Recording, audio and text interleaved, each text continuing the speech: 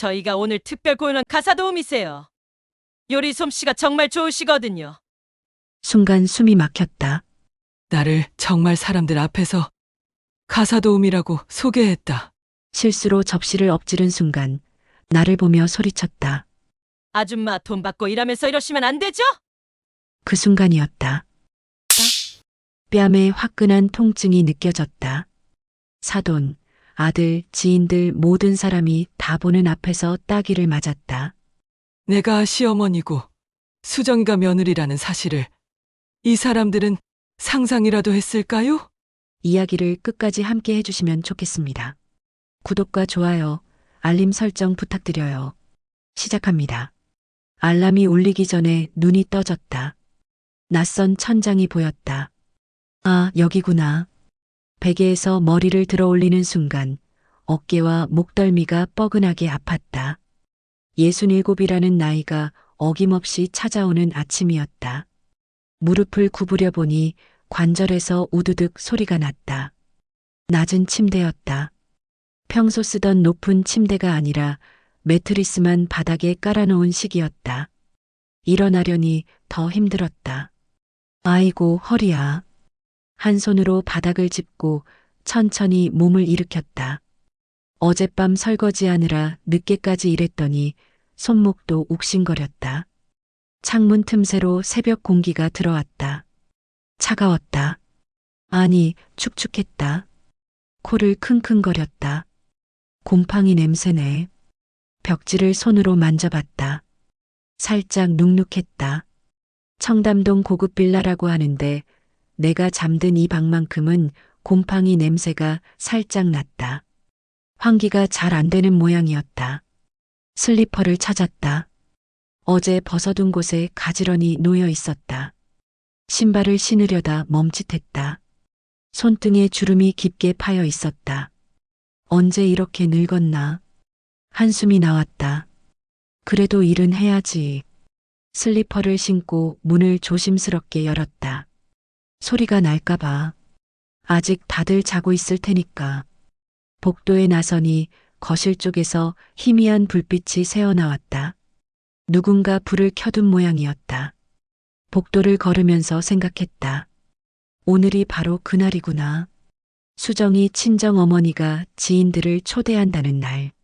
내가 음식을 만들고 서빙을 해야 하는 날. 한 달 전이었다. 며느리 수정이가 전화를 걸어왔다. 어머님, 죄송한데요. 부탁 하나만 드려도 될까요? 목소리가 평소보다 낮았다. 뭔가 부탁하기 어려운 일인가 보다 싶었다. 엄마가 친구분들 초대하시는 날이 있는데 제가 요리를 못하잖아요.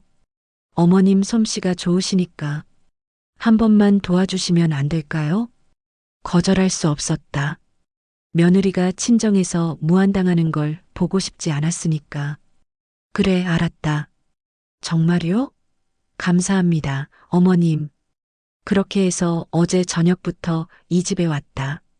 냉장고를 열었을 때 놀랐었다. 한우갈비, 광어, 전복, 새우. 평생 남의 집에서 일하면서도 이렇게 비싼 재료들을 한꺼번에 본 적은 없었다. 돈이 참 많구나. 부럽기도 하고 한편으로는 씁쓸하기도 했다. 어젯밤 자정까지 재료 손질을 했다. 갈비는 핏물을 빼놓고 전 부칠 채소들은 썰어서 준비해뒀다.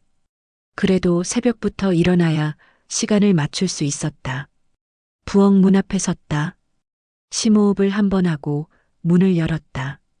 오늘만 잘하면 돼. 부엌은 정말 멋있었다. 대리석 조리대에 수입 가전제품들까지.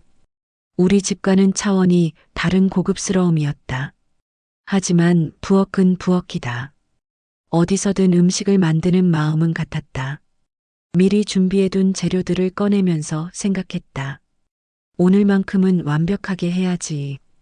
애호박을 동그랗게 썰어서 소금에 절이고 밀가루 반죽을 만들었다. 손목이 아파도 참았다. 수정이가 친정 지인들 앞에서 자랑할 수 있게 하고 싶었으니까.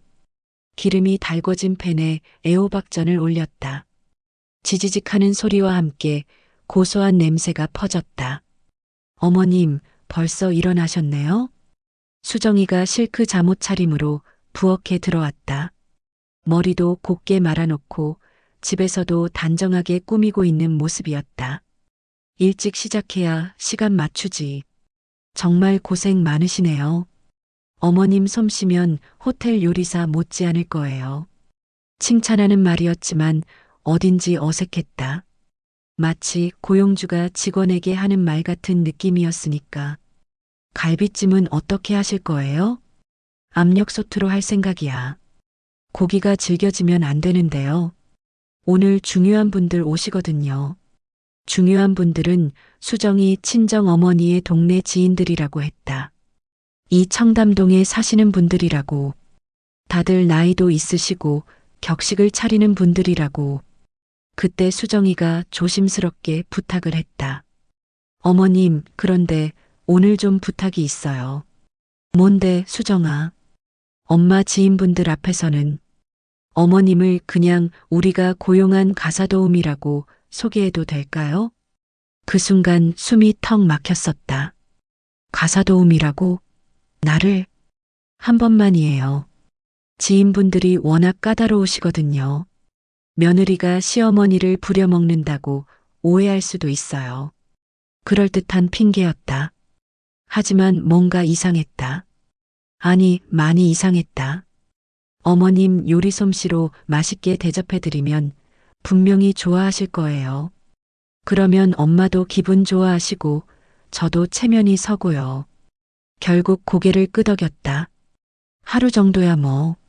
며느리가 친정 어머니 앞에서 체면 서는 게 그렇게 중요하다면. 지금 생각해보니 그때부터였다. 뭔가 잘못되기 시작한 게. 가스레인지에 불을 켰다. 파란 불꽃이 팬 밑을 핥으며 올라왔다. 기름을 두르고 파를 먼저 볶았다. 지지직하는 소리와 함께 고소한 냄새가 퍼졌다. 애호박전부터 시작했다. 한 장 한 장 정성스럽게. 손목이 아파도 참았다. 일은 가까이 되니 이런 일이 예전보다 훨씬 힘들어졌다. 1시간 정도 지났을까? 거실에서 발소리가 들렸다. 어머, 벌써 시작하셨어요? 수정이 친정어머니였다. 60대 초반이고 키가 작지만 단아한 모습이다. 파마를 곱게 하고 집에서도 단정한 옷차림을 하고 계셨다. 안녕하세요, 사돈. 아이고, 고생이 많으시네요. 우리 수정이가 너무 부탁을 많이 드린 것 같아서. 친정어머니가 미안해하는 표정을 지었다. 하지만 그 미안함이 왠지 어색했다. 괜찮습니다. 이런 일 익숙해요. 그래도 오늘 우리 지인분들 오시는데 혹시 부담스러우시면. 아니에요. 괜찮아요. 친정어머니가 부엌을 둘러봤다. 이미 반 이상 완성된 음식들을 보며 고개를 끄덕였다. 역시 솜씨가 좋으시네요. 우리 수정이가 복받았어요. 복받았다고? 뭔가 이상한 표현이었다. 그런데 친정어머니가 조심스럽게 말을 꺼냈다. 혹시 오늘 일당은 얼마 정도 생각하고 계세요? 일당이라니? 나는 숟가락을 놓고 친정어머니를 쳐다봤다. 수정이가 말 안 했나요? 저는 미안해요. 수정이한테 들었어요. 그래도 하루 일당은 드려야죠. 하루 일당이라고? 친정어머니도 나를 정말 가사도우미로 생각하고 있는 건가? 사돈, 저는 그럼 나중에 수정이랑 얘기해서 드릴게요. 오늘 정말 고마워요. 친정어머니가 부엌을 나갔다. 나는 그 자리에 서서 한참을 생각했다. 뭔가 이상했다. 수정이가 친정어머니한테 뭐라고 말한 걸까?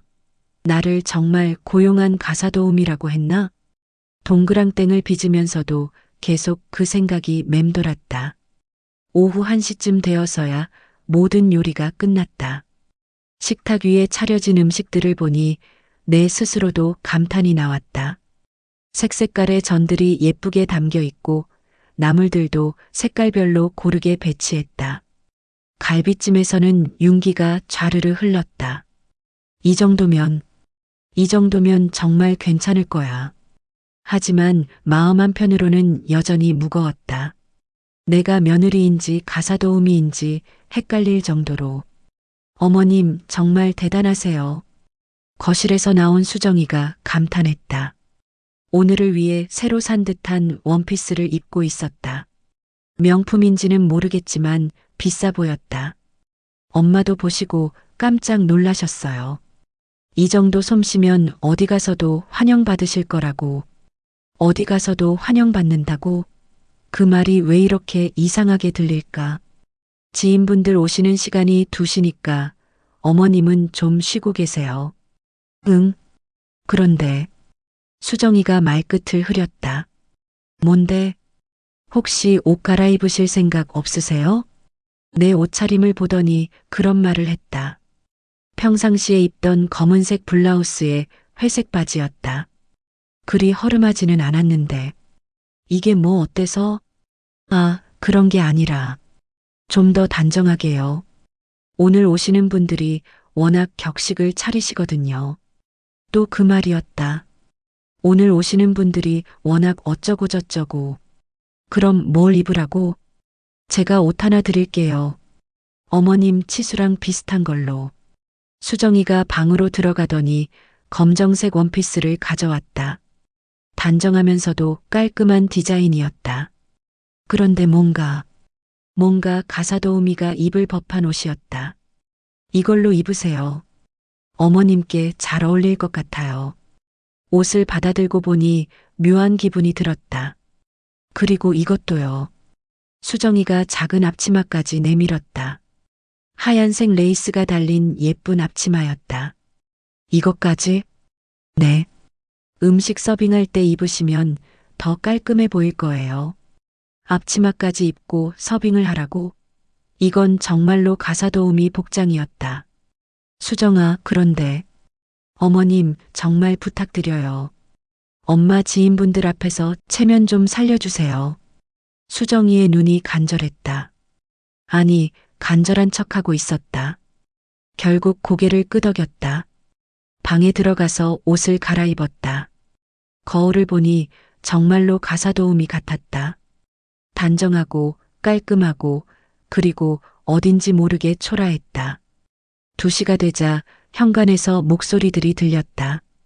어머, 정말 오랜만이에요. 이 집 정말 좋네요. 역시 청담동이야. 인테리어가 이렇게 고급스러웠나? 부럽다. 여자들 목소리가 거실로 이어졌다. 친정어머니가 지인들을 맞이하는 소리였다. 자, 들어오세요. 오늘 특별한 음식 준비했어요.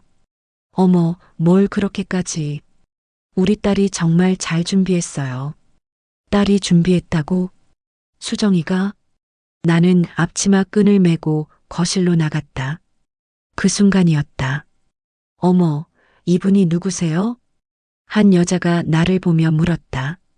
50대 후반쯤으로 보이는 파마를 곱게 한 여자였다. 명품 가방을 들고 있었고 목에는 진주 목걸이까지. 다른 지인들도 나를 쳐다봤다.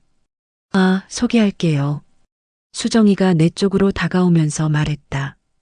저희가 오늘 특별 고용한 가사도우미세요. 요리 솜씨가 정말 좋으시거든요. 순간 숨이 막혔다. 정말로 가사도우미라고 소개했다. 친정어머니와 그 지인들 앞에서 아무렇지도 않게 친정어머니도 고개를 끄덕이며 말했다. 네, 오늘 우리를 위해서 이렇게 맛있는 음식 준비해 주셨어요. 친정어머니도 한패였구나.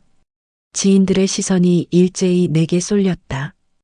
평가하는 듯한 눈빛들이었다. 호의적이기는 했다. 하지만 그게 더 이상했다. 마치 물건을 감정하는 것 같은. 아, 그러시구나. 어디서 구하셨어요? 한 지인이 관심 있다는 듯이 물었다. 소개받았어요.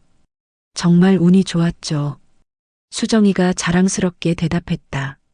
나는 앞치마를 두르고 음식을 나르기 시작했다. 지인들은 거실 소파와 식탁 주위에 앉아서 대화를 나누고 있었다. 와, 이 갈비찜 정말 맛있겠다. 냄새부터가 다르네요. 어떻게 이렇게 윤기가 나죠? 아주머니, 레시피 좀 알려주세요. 음식에 대한 칭찬들이 이어졌다. 원래라면 기분 좋을 만한 반응들이었다. 하지만 지금은 달랐다. 모든 게 다르게 들렸다. 정말 잘하시네요. 수정 씨 집이 복받았어요. 이런 분 만나기 쉽지 않은데 내가 정말 고용된 사람이라는 식으로 말하고 있었다. 지인 중 한 명이 수정이를 보며 말했다. 저도 다음 달에 저희 집에서 모임이 있는데 소개 부탁드려요. 네, 소개해드릴게요. 수정이가 자신 있게 대답했다. 마치 정말로 가사도우미 소개업을 하는 것처럼. 나는 부엌을 오가며 추가 반찬들을 내왔다. 아주머니, 물 좀 더 주세요. 여기 수저 하나 더 주세요. 냅킨 좀 가져다 주세요. 지시들이 계속 이어졌다. 친절하게 부탁하는 투였지만 분명히 지시였다. 나는 묵묵히 들어줬다. 가사도우미 역할을 하기로 했으니까. 아주머니, 그런데 다른 집에서도 일해보셨어요? 한 지인이 물었다. 네, 여러 집에서 했어요. 실제로는 평생 남의 집에서 일했으니까. 거짓말은 아니었다. 그럼 경험이 많으시겠네요. 어떤 집이 제일 좋았어요? 이런 질문을 받을 줄 몰랐다. 어떻게 대답해야 하나? 다 나름대로 좋았어요. 그래도 까다로운 집 있었을 거 아니에요? 까다로운 집이라. 지금 이 상황이 제일 까다로운 것 같은데. 아주머니가 이렇게 음식 솜씨가 좋으니까 어디서든 환영받으실 것 같아요. 지인들이 나를 칭찬했다. 하지만 그 칭찬이 왜 이렇게 공허하게 들릴까? 점점 기분이 이상해졌다. 이들은 정말로 나를 나이 많은 가사도우미로만 보고 있었다. 아주머니, 접시 좀 더 깨끗하게 닦아주세요. 갑자기 수정이가 내가 설거지한 접시를 다시 들여다보며 말했다. 지인들이 다 듣는 앞에서 물기가 남아있으면 위생적으로 안 좋잖아요. 나는 조용히 접시를 다시 받아들었다. 실제로는 깨끗했다. 물기도 거의 없었다. 하지만 아무 말하지 않았다. 지인들이 그 모습을 지켜봤다. 아무도 이상하다고 생각하지 않는 것 같았다. 오히려 당연하다는 표정들이었다. 수정 씨 정말 꼼꼼하네요. 이렇게 관리를 해야 오래 일할 수 있어요. 처음이 중요하죠. 확실하게 해놓으면. 지인들이 수정이를 칭찬했다. 나를 잘 관리한다고. 내 가슴 속에서 뭔가가 차갑게 식어가는 걸 느꼈다. 오후 4시 반쯤 갈비찜을 리필해달라는 요청이 들어왔다. 아주머니, 갈비찜이 너무 맛있어서 조금만 더 주실 수 있나요? 네, 부엌에 더 있어요. 나는 부엌으로 가서 남은 갈비찜을 큰 그릇에 옮겨 담았다. 국물까지 같이 떠서 넉넉하게. 무거운 접시를 들고 거실로 향했다. 조심스럽게, 천천히. 그런데 거실 입구쯤에서였다. 친정어머니가 새로 깐 페르시아 러그가 있었다. 값비싼 수입 러그라고 자랑하던 그 러그. 러그 모서리가 살짝 말려 올라가 있었다. 평소에는 괜찮았을 텐데 오늘따라 신경이 예민해서 그랬나? 온종일 긴장하고 있어서 그랬나? 발끝이 러그 모서리에 걸렸다. 몸이 앞으로 기울었다. 균형을 잡으려고 했지만 이미 늦었다. 접시가 기울었다. 뜨거운 갈비찜 국물이 쏟아져 나왔다. 바닥으로, 러그로, 그리고 소파 근처에 앉아있던 수정이의 값비싸 보이는 원피스로. 아이고, 죄송합니다. 나는 급하게 접시를 바닥에 내려놓았다. 심장이 쿵쾅쿵쾅 뛰었다. 온몸에서 식은땀이 났다. 이게 뭐예요? 수정이의 목소리가 거실에 울렸다. 날카롭고 차가운 목소리였다. 지인들이 모두 자리에서 일어났다. 친정어머니도 놀란 표정이었다. 아이고, 큰일 났네. 옷이 다 더러워졌잖아. 이 러그도 비싸 보이는데. 나는 행주를 가지러 뛰어갔다가 돌아와서 무릎을 꿇고 바닥을 닦기 시작했다. 뜨거운 국물이 무릎에 닿아서 따가웠지만 참았다. 정말 죄송합니다. 제가 다 치워드릴게요. 이 러그가 얼마짜리인 줄 알아요? 수정이가 나를 내려다보며 말했다. 이 옷이 얼마짜리인 줄 알아요? 목소리가 점점 높아졌다. 친정어머니가 당황한 표정으로 딸을 봤다. 수정아, 진정해. 실수할 수 있는 거 아니야. 실수요? 엄마, 이 러그 얼마 주고 사신 줄 아세요? 그래도 조심성이 없어서 그런 거예요. 수정이가 나를 향해 소리쳤다. 돈 받고 일하면서 이래요? 그 말이 내 심장을 직접 찔렀다. 돈 받고 일한다고? 나를 정말로 가사도우미로 생각하고 있는 건가? 지인들이 웅성거리기 시작했다. 그래도 실수는 할 수 있는 거 아니야? 하지만 너무 조심성이 없었네. 저 나이면 좀 더 조심해야 하는데. 나이를 들먹이기까지 했다. 마치 나이 많은 가사도우미가 실수했다고 비난하는 것처럼 친정어머니가 나서려고 했다. 그만해라, 수정아. 실수인데 뭘 그렇게 해. 엄마도 그러세요? 수정이가 친정어머니에게까지 화를 냈다. 이런 실수 때문에 나중에 더 큰일 날 수도 있어요. 실수는 할 수 있지만 이건 너무하잖아요. 수정이가 계속 소리쳤다. 손님들 앞에서 이게 뭐예요? 나도 그냥 실수한 가사도우미일 뿐이었다. 수정아, 진정해. 현수가 어느새 나타나서 아내의 팔을 잡으려 했다. 언제 들어왔는지 몰랐다. 진정하라고요? 수정이가 남편을 뿌리쳤다. 오빠는 맨날 그래요. 이런 일이 생겨도 그냥 넘어가자고만 하고. 하지만 뭐요? 수정이가 점점 흥분했다. 진짜 조심성이 없어요. 나이 먹으면 더 조심해야 하는 거 아니에요? 그 말에 나는 고개를 들었다. 나이 먹으면 더 조심해야 한다고? 내가 일부러 엎지른 것도 아니고 실수였는데? 정말 죄송해요, 제가. 죄송하다고 해서 되는 일이에요? 수정이가 나를 내려다보며 말했다. 지인들이 조용히 지켜보고 있었다. 친정어머니도 어쩔 줄 몰라 했다. 누구도 나를 편들어주지 않았다. 그냥 고용주가 직원을 혼내는 일이라고 생각하는 것 같았다. 이런 식으로 일하시면 다른 집에서도 문제가 될 거예요. 다른 집에서도 문제가 된다고? 그 순간이었다. 수정이가 손을 들었다. 그리고 나를 향해 휘둘렀다. 탁! 뺨에 화끈한 통증이 느껴졌다. 따귀를 맞았다.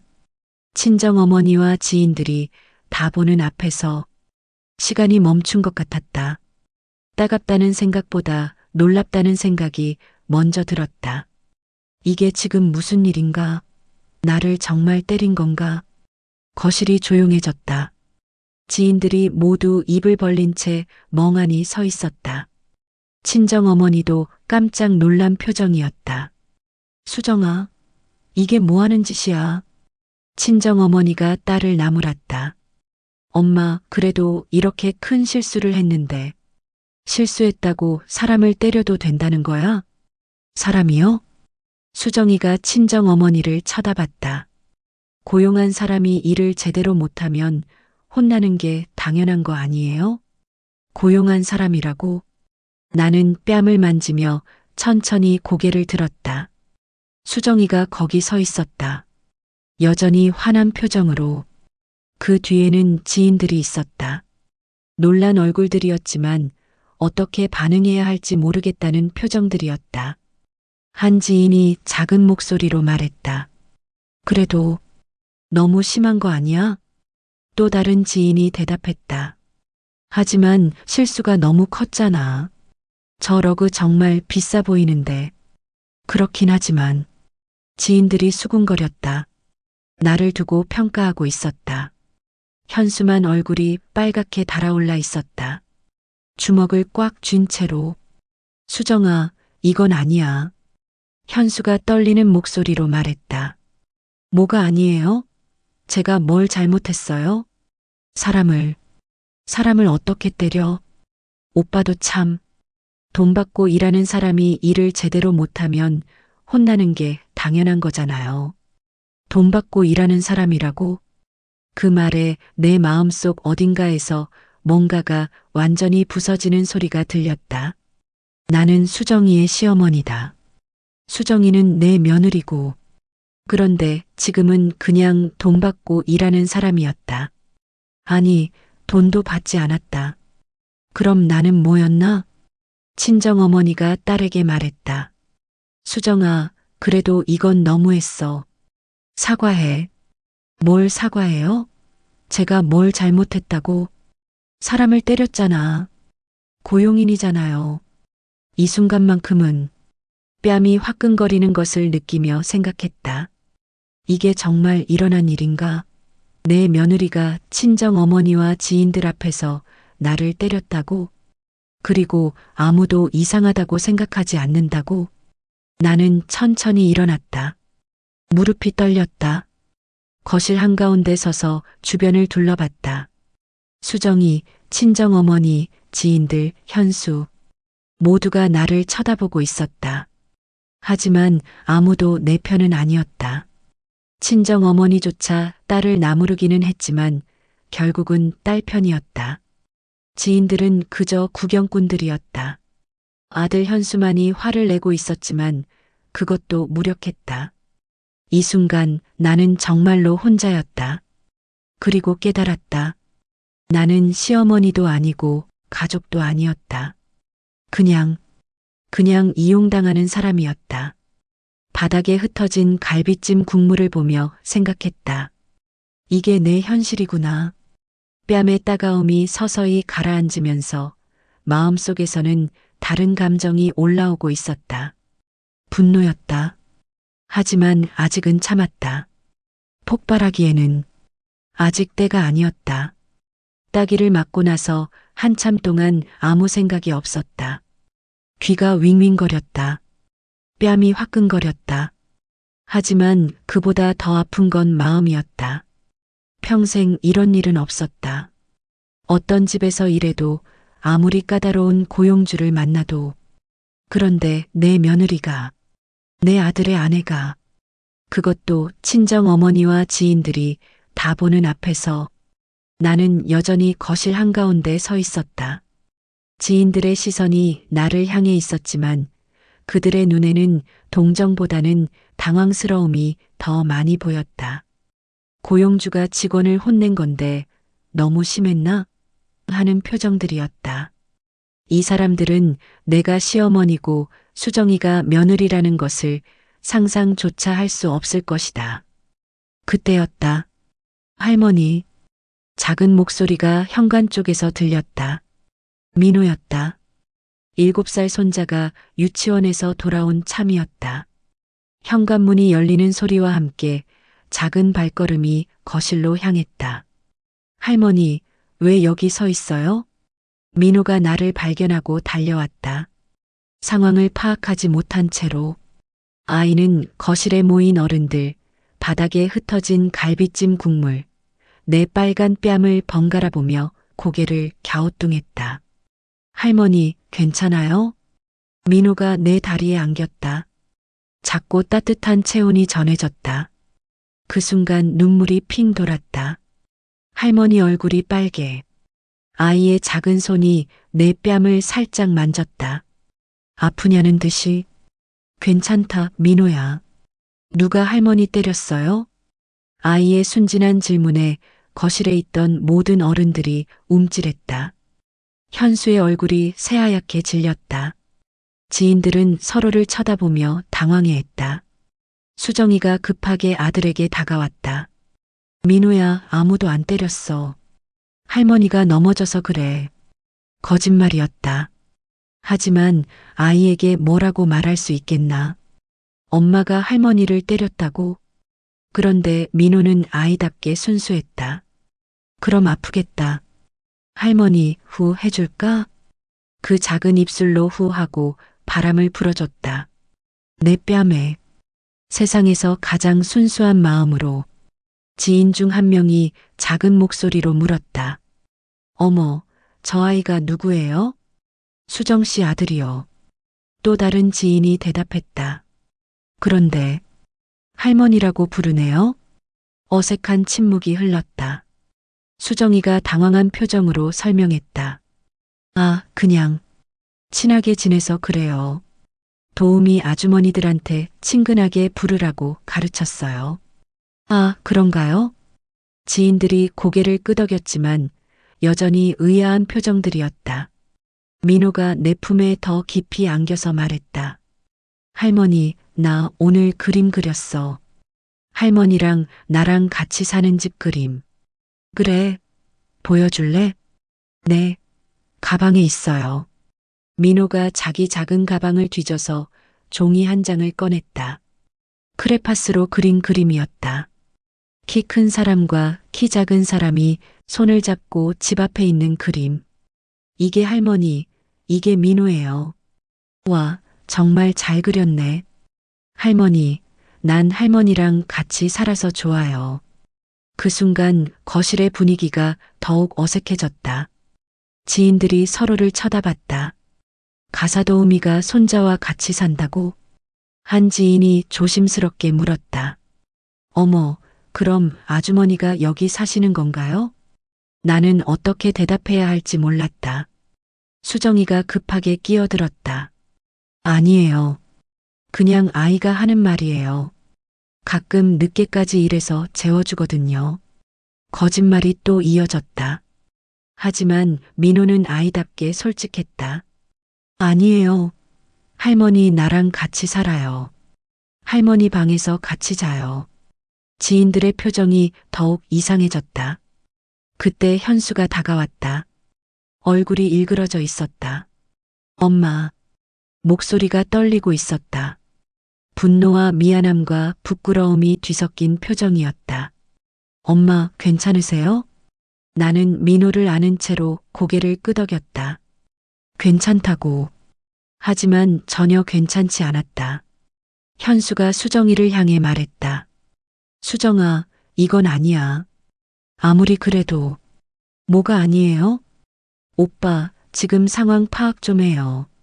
그만하라고 수정아. 현수가 목소리를 높였다. 지인들이 점점 불편해하기 시작했다. 가족 내부의 갈등이 드러나고 있었으니까. 친정어머니가 나서서 말했다. 자, 그만하자. 다들 피곤하실 텐데. 사실상 손님들을 돌려보내자는 뜻이었다. 지인들도 눈치를 채고 하나둘 일어났다. 그럼 우리는 이만. 다음에 또 뵙겠습니다. 어색한 인사를 나누며 현관을 나서는 그들의 뒷모습이 보였다. 아마 집에 가는 길에 오늘 일에 대해 수군거릴 것이다.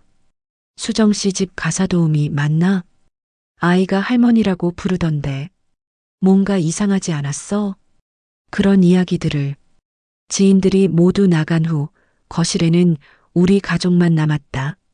현수, 수정이, 사돈, 그리고 나와 민호. 하지만 가족 같지 않았다. 각자 다른 생각을 하고 있는 것 같았다. 민호만이 내 품에서 안전함을 느끼고 있었다. 그 작은 품이 어른들의 손보다 먼저 내게 닿았다. 그게 제일 슬펐다. 민호를 재워놓고 거실로 나왔는데 현수가 혼자 서 있었어요. 엄마, 정말 죄송합니다. 현수가 고개를 푹 숙였어요. 내가 막았어야 했는데. 됐다. 아니요. 전혀 안 됐어요. 현수의 목소리에 억울함이 묻어 있었어요. 그때 수정이가 방에서 나왔어요. 샤워를 하고 나온 모습이었어요. 어머님, 오늘은 좀 실망스러웠어요. 실망스럽다고?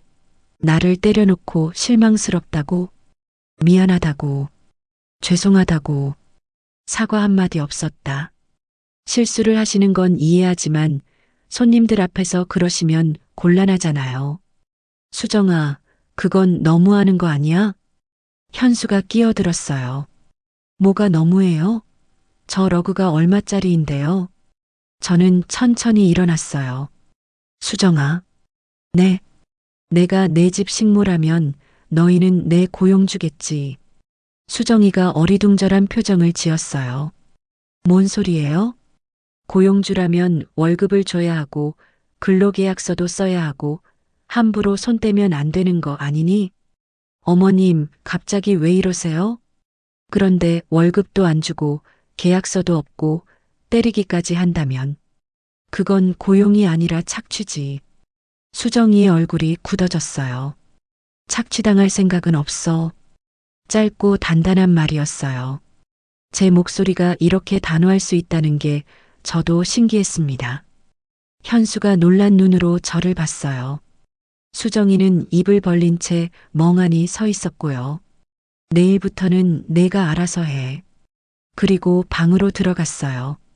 등 뒤에서 현수와 수정이가 뭔가 말하는 소리가 들렸지만 더 이상 듣고 싶지 않았어요. 그날부터 난 결심했어요. 나는 네가 함부로 무시해도 되는 그런 사람이 아니라고. 내 집으로 돌아간다고. 너희 집안 복수할 거라고.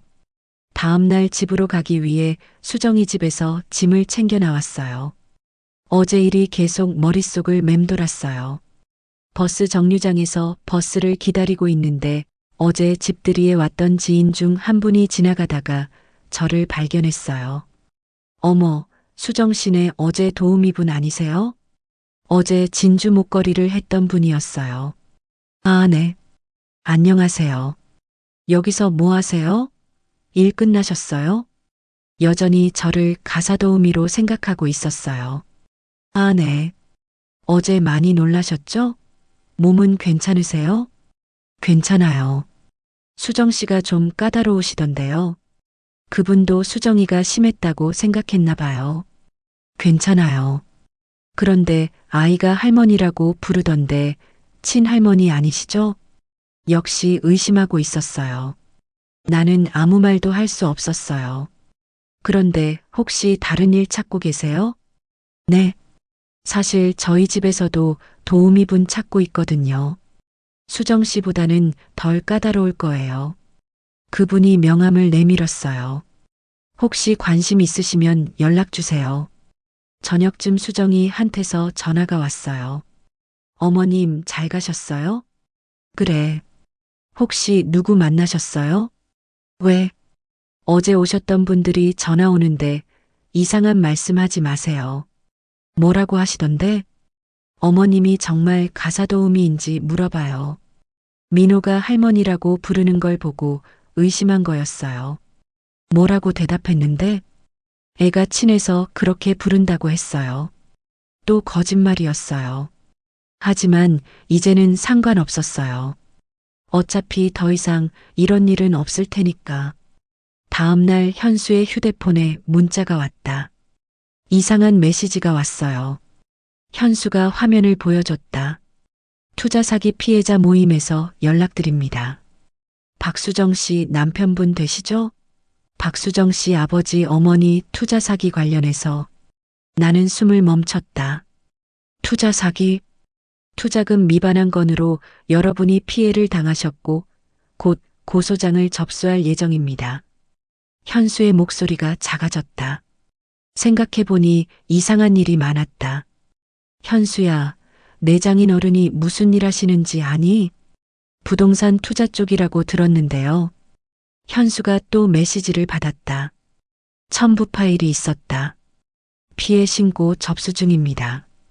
경찰서 접수 중이 나왔다. 사기죄 고발이라는 글자가 선명했다. 피의자 명단에는 수정이 아버지, 어머니 이름까지 있었다.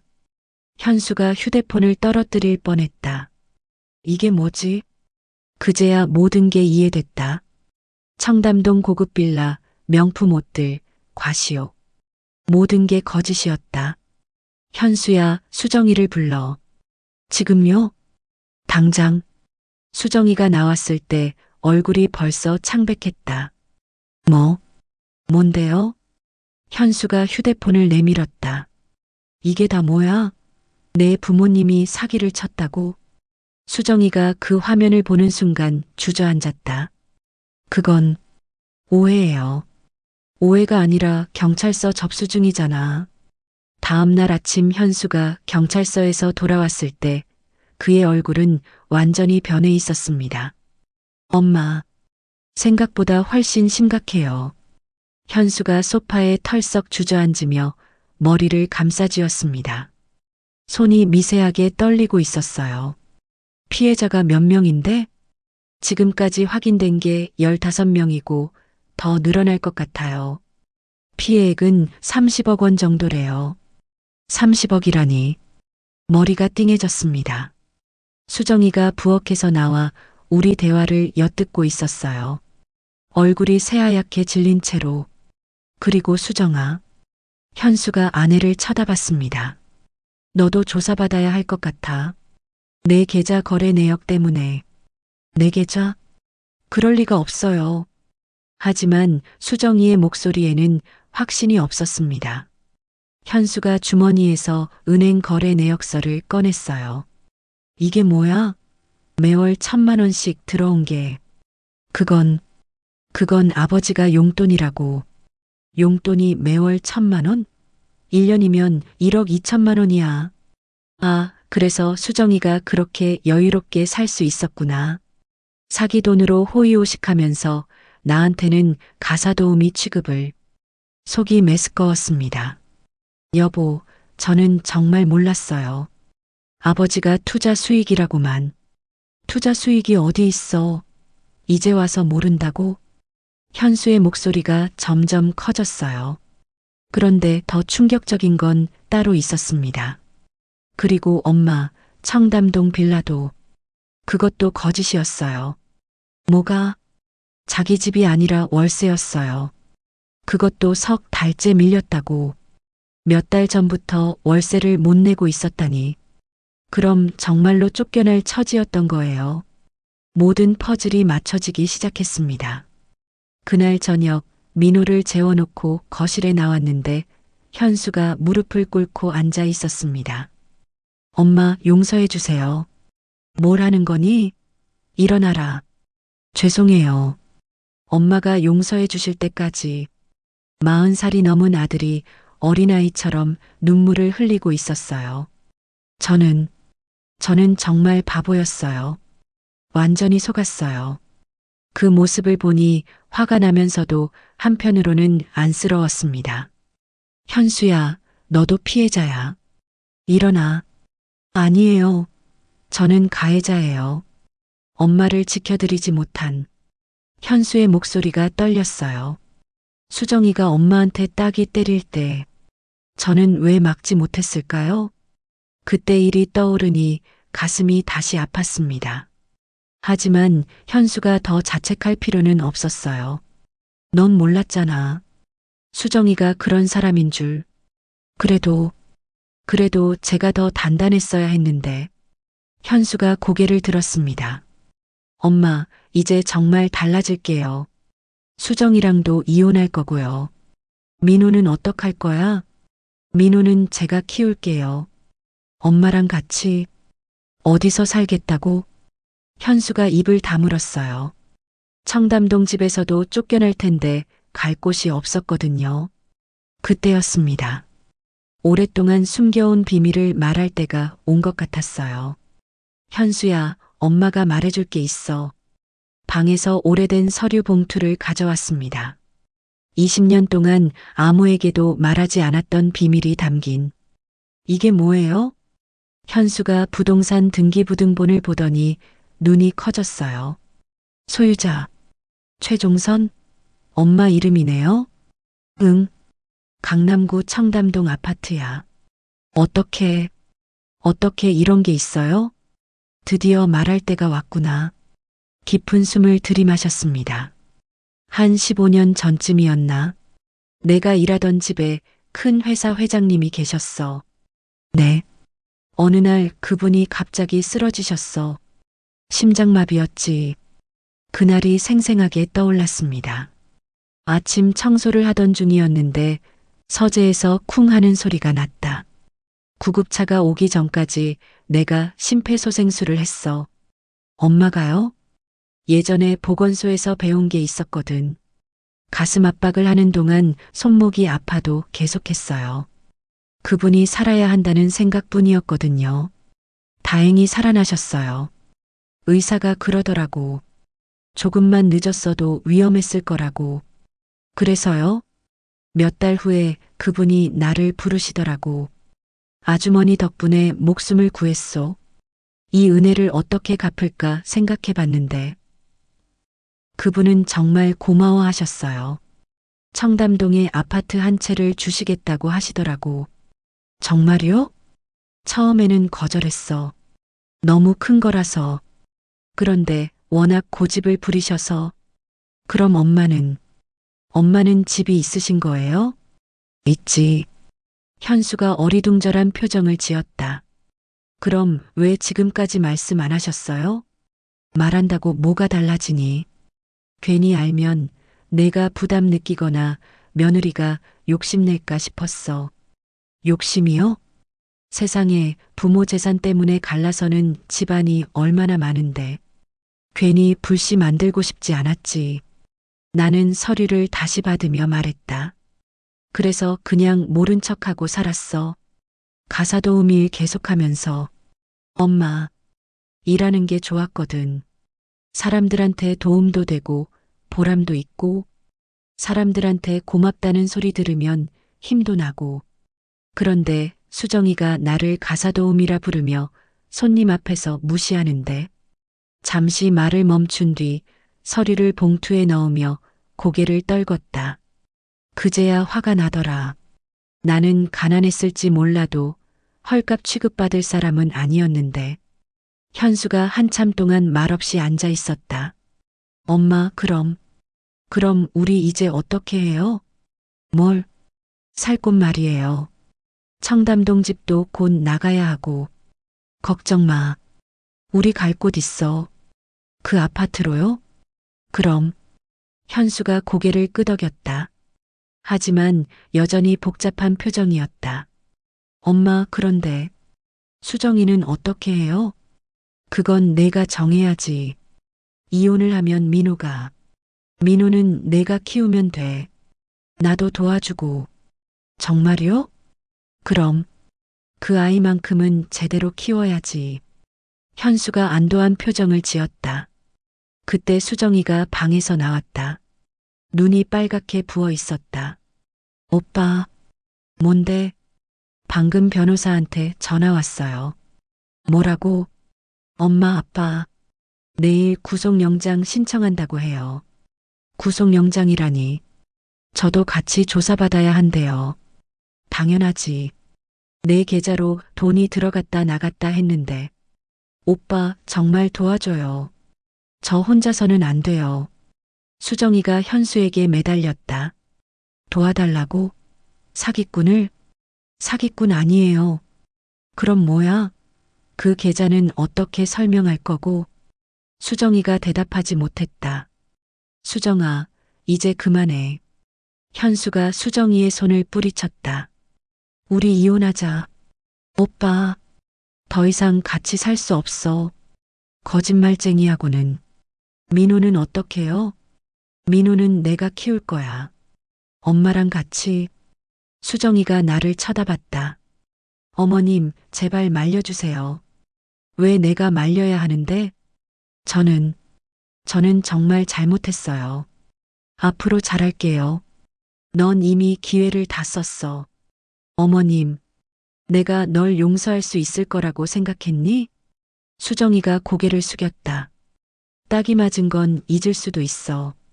그런데 내 손자 앞에서 할머니를 무시한 건, 그건 용서할 수 없어. 죄송해요.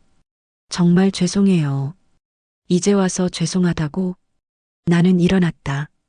수정아, 넌 이제 내 길을 가라. 우리는 우리 길을 갈 테니까. 어머님, 제발. 그리고 민호한테 상처 주지 마라. 그 아이는 아무 잘못 없으니까. 수정이가 바닥에 주저앉아 울기 시작했다. 하지만 나는 더 이상 마음이 움직이지 않았다. 어떤 선은 한 번 넘으면 되돌릴 수 없다. 수정이는 그 선을 넘었다. 이튿날 아침 뉴스에서 수정이 부모 얘기가 나왔다. 부동산 투자를 빙자한 대규모 사기 사건으로 50대 부부가 구속됐습니다. 현수와 나 민호가 함께 뉴스를 봤다. 피해자는 모두 35명으로 피해액은 37억 원에 달하는 것으로 알려졌습니다. 37억이라니 더 늘어났다. 경찰은 이들의 딸도 공모 혐의로 수사하고 있다고 밝혔습니다. 수정이 얘기까지 나왔다. 현수의 얼굴이 굳어졌다. 할머니, 뉴스에 나온 사람들이 누구예요? 민호가 물었다. 나쁜 일을 한 사람들이야. 엄마도 나쁜 일 했어요? 아이의 순진한 질문에 현수가 대답하지 못했다. 민호야, 엄마는 잘못된 길을 가고 있어. 몇 개월 후 우리는 청담동 아파트로 이사했습니다. 짐은 많지 않았어요. 예전 살던 집에서 가져온 건 옷가지와 민호 물건 정도였거든요. 할머니, 여기가 우리 새 집이에요? 민호가 신나서 아파트 안을 뛰어다녔어요. 응, 이제 여기서 살 거야. 와, 넓다. 실제로는 그렇게 크지 않아요. 25평짜리니까. 하지만 청담동 빌라의 가식적인 화려함에 비하면 훨씬 편안했습니다. 할머니, 저 방이 제 방이에요? 그럼 민호 방이야. 작은 방이었지만 민호에게는 충분했어요. 아빠, 우리 여기서 쭉 살 거예요? 그럼 할머니랑 같이 살 거야. 그날 밤 3명이 함께 저녁을 먹었습니다. 집에서 해먹는 소박한 저녁이었지만 마음만은 풍족했어요. 이게 진짜 가족이구나. 며칠 후 수정이한테서 전화가 왔습니다. 어머님, 저예요. 목소리가 많이 상해 있었어요. 응, 부모님이 정식으로 구속됐어요. 그래. 그리고 저도 내일 조사받으러 가야 해요. 담담하게 들었어요. 예상했던 일이니까요. 어머님, 정말 마지막으로 한 번만 도와주실 수 없을까요? 또 그 얘기네요. 수정아, 이미 답했잖아. 하지만 민호 때문에라도. 민호는 우리가 잘 키울 거야. 걱정 마.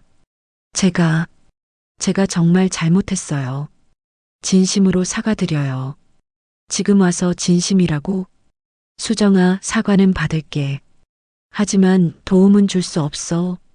왜요? 내가 나한테 한 일을 생각해봐. 가사도우미라고 소개하고 손님들 앞에서 따귀 때린 거. 그건 정말. 특히 민호 앞에서 할머니를 무시하게 한 건. 그건 용서할 수 없어. 전화 저편에서 흐느끼는 소리가 들렸어요. 수정아, 내가 선택한 거야. 이제 그 결과를 받아들여야지. 전화를 끊었습니다. 며칠 후 뉴스에서 더 자세한 소식이 나왔다. 부동산 투자 사기 사건의 주범 부부가 실형을 선고받을 것으로 보입니다. 현수와 내가 함께 뉴스를 봤다. 민호는 방에서 놀고 있었다. 이들은 지난 3년간 가짜 부동산 개발 사업을 내세워 35명으로부터 총 37억 원을 편취한 혐의를 받고 있습니다. 3년간이라니 생각보다 오랫동안 사기를 쳤구나. 검찰은 이들이 편취한 돈을 해외 계좌로 빼돌리거나 고급 주택, 명품 구매 등에 사용한 것으로 파악하고 있다고 밝혔습니다. 해외 계좌까지? 정말 계획적인 범죄였구나. 피해자들은 노후 자금이나 자녀 교육비 등 목돈을 투자한 경우가 많아 피해가 더욱 심각한 상황입니다. 그제야 이 사건의 심각성을 제대로 깨달았다. 수정이 가족이 얼마나 나쁜 짓을 했는지. 수정이가 마지막이라며 전화가 왔었다. 민호라도 가끔 만날 수 있을까요? 그건 현수가 결정할 문제였어요. 그건 현수한테 얘기해. 어머님이 말씀해 주시면. 아니야. 내가 직접 해. 더 이상 중간에서 역할하고 싶지 않았어요. 어머님, 수정아, 이제 각자 살 길을 찾자. 나는 민호랑 현수랑 잘 살 거야. 저는 어떻게 하죠? 그건 내가 알아서 할 일이야. 전화를 끊고 나니 마음이 편해졌어요. 이제야 정말 끝났구나. 수정이 일이 정리된 지 반년이 흘렀습니다. 우리 세 가족은 이제 완전히 적응했어요. 청담동 아파트에서의 생활이 자연스러워졌거든요. 할머니, 오늘 학교에서 가족 그림 그리기 했어요. 민호가 초등학교 1학년이 된 지도 벌써 몇 달이 지났어요. 어떻게 그렸는데? 할머니랑 아빠랑 나. 그림을 보니 세 명이 손을 잡고 있었어요. 엄마는 없었죠. 민호야, 엄마는 왜 안 그렸어? 현수가 물었어요. 엄마는 멀리 있잖아요. 그리고 할머니가 더 좋아요. 아이는 본능적으로 아는 모양이었어요. 누가 자신을 진심으로 사랑하는지. 저녁 시간이면 세 명이 함께 식탁에 앉아 하루 얘기를 나눴어요. 할머니, 오늘 친구가 그러는데 할머니가 되게 젊어 보인다고 했어요. 정말? 할머니가? 네. 다른 할머니들보다 훨씬 예쁘시대요. 그런 얘기를 들으니 기분이 좋았어요. 요즘 들어 확실히 마음이 가벼워진 게 얼굴에도 나타나는 모양이었어요. 엄마, 정말 많이 달라지셨어요. 현수가 말했어요. 뭐가? 예전에는 항상 뭔가 참고 계시는 것 같았는데, 이제는 편해 보여요. 맞는 말이었어요. 더 이상 눈치 볼 사람도 무시당할 일도 없으니까. 현수야, 너도 많이 달라졌어. 저도요? 응. 더 의젓해지고 책임감도 생기고. 실제로 현수는 이혼 후 완전히 사람이 바뀌었어요. 집안일도 도와주고 민호 교육에도 신경 쓰고. 엄마 덕분이에요. 무슨, 정말이에요. 엄마가 보여주신 거잖아요. 어른이 어떻게 살아야 하는지. 그 말에 가슴이 뭉클해졌어요. 어느 날 현수가 직장에서 좋은 소식을 가져왔어요. 엄마, 제가 과장으로 승진했어요. 정말? 축하한다. 이제 월급도 올라서 엄마 용돈도 더 드릴 수 있어요. 용돈은 됐고 민호 교육비나 잘 준비해라. 하지만 마음속으로는 기뻤어요. 아들이 직장에서도 인정받고 있다는 게. 엄마, 그런데 정말 감사해요. 뭐가? 엄마가 이 집 있다고 말씀해 주셔서 덕분에 민호도 안정적으로 자랄 수 있고 원래 너희 주려고 마련한 거야. 그래도 만약 엄마가 계속 숨기셨다면 어떻게 됐을까 싶어서 생각해 보니 그렇기도 했어요. 만약 이 집이 없었다면 수정이 일로 얼마나 힘들었을까. 엄마, 앞으로 정말 효도할게요. 효도는 무슨, 민호만 잘 키워라. 그것도 할 거고 엄마한테도 잘할게요. 현수가 진심으로 말하는 게 느껴졌어요. 주말에는 맛있는 데 모시고 가기도 하고요. 그런 건 안 해도 돼. 아니에요. 엄마도 좋은 데서 좋은 거 드셔야죠. 요즘 현수는 정말로 달라졌어요. 예전처럼 아내 눈치 보느라 우유부단한 모습은 온데간데 없었거든요. 민호 교육도 잘하고 있어? 네.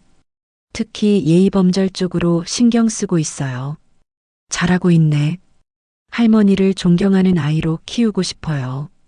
그 말이 제일 듣고 싶었던 말이었어요. 어느 일요일 아침 민호가 일찍 일어나서 제 방으로 왔어요. 할머니, 일어나세요. 응, 민호야. 무슨 일이야? 할머니한테 말하고 싶은 게 있어요. 민호가 제 옆에 앉으며 진지한 표정을 지었어요.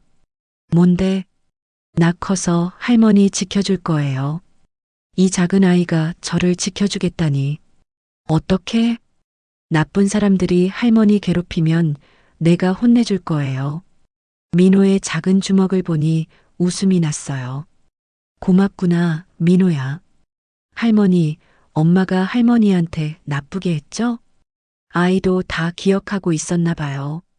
응. 나는 절대 그러지 않을 거예요. 할머니 소중하거든요. 민호가 제 손을 꼭 잡았어요. 나도 민호가 제일 소중해. 할머니, 우리 약속해요. 무슨 약속? 나 어른 되어서도 할머니 잘해드리기로요. 정말 그럴 수 있을까? 네. 할머니한테 용돈도 드리고 맛있는 것도 사드릴 거예요. 아이의 순수한 마음이 고마웠어요. 알겠어. 약속하자. 약속? 민호가 새끼손가락을 내밀었고 저도 새끼손가락을 걸어줬어요. 현수가 부엌에서 나와서 우리를 봤어요. 뭘 하고 있어요? 할머니랑 약속했어요. 무슨 약속? 비밀이에요. 할머니만 알면 돼요. 민호가 웃으며 말했어요. 이 순간이 정말 소중했습니다. 진짜 가족이란 이런 거구나 하는 생각이 들었어요. 어느 봄날 3명이 함께 한강공원에 나들이를 갔어요. 할머니, 저기 봐요. 벚꽃이 예뻐요. 민호가 뛰어다니며 좋아했어요. 정말 예쁘다. 벚꽃이 바람에 흩날리는 모습을 보니 마음이 평온해졌어요. 더 이상 누구 눈치를 볼 필요도 무시당할 일도 없으니까. 엄마, 제가 깨달은 게 있어요. 뭔데? 가족이 진짜 뭔지 알겠어요. 현수가 민호를 바라보며 말했어요. 서로 존중하고 사랑하는 거죠. 돈이나 체면이 아니라. 그렇지. 수정이는 그걸 몰랐어요. 현수도 이제 완전히 정리된 것 같았어요. 저녁에 집으로 돌아와서 3명이 함께 저녁을 먹었어요. 할머니, 오늘 정말 재미있었어요. 그래, 또 가자. 네. 민호가 환하게 웃었어요. 밤이 되어 민호를 재워놓고 현수와 거실에서 차를 마셨어요. 창밖으로 밤하늘의 별들이 보였어요. 정말 그렇구나. 이제야 진짜 가족이 되었어. 마지막으로 현관 문패를 보았어요. 최종선이라고 새겨진 이름표가 조용히 빛나고 있었어요. 이제 저는 누구의 며느리도 누구의 가사도우미도 아닙니다. 저는 그냥 최종선이에요. 손자를 사랑하고 아들을 키우고 스스로를 존중하며 사는 한 사람. 그것만으로도 충분히 가치 있는 삶이에요. 평생 성실하게 살아온 보상을 이제야 받고 있는 것 같아요.